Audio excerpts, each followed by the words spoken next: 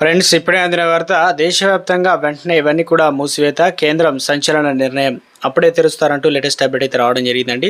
So ఆ వివరాలు ఏంటనేది వీడియోలో తెలుస్తుంది. వీడియోని స్కిప్ చేయకుండా పూర్తిగా చూడండి, కంప్లీట్ ఇన్ఫర్మేషన్ అయితే అర్థమవుతుందండి. మరోసారి ఛానల్ వస్తే తప్పకుండా సబ్స్క్రైబ్ చేసుకోండి, bill button all notification activate చేసుకోండి. అదేవిధంగా చూస్తున్నారు లైక్ చేయడం మర్చిపోతుంది, దయచేసి లైక్ చేయండి. ఇక లేట్ చేయకుండా వీళ్ళకైతే వెళ్ళిపోదామండి. పాకిస్తాన్ ప్రేరేపిత ఉగ్రవాదులు చేపట్టిన పహల్గామ్ ఉగ్రదాడికి భారత్ ప్రతీకారం తీర్చుకుంటుంది. ఇక బుధవారం తెల్లవారుజామున పాకిస్తాన్ వ్యాప్తంగా 9 ఉగ్రవాద స్థావరాలపై భారత్ త్రివిధ దళాలు నేతృత్వంలో ఆపరేషన్ సింధూర్ పేరుతో దాడులు జరిగాయి.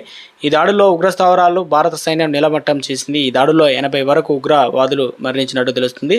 నిజమైన సంఖ్య దీనికి కన్నా ఎక్కువగా ఉంటుందని సమాచారం. లష్కర్-ఏ తోయిబా, జైషే మహమ్మద్ ఉగ్ర స్థావరాలను నామరూపాలు లేకుండా నాశనమయ్యాయి. ఇదిలా ఉంటే ఆపరేషన్ సింధూర్ ఎఫెక్టు దేశీయ విమానాలపైన పడింది.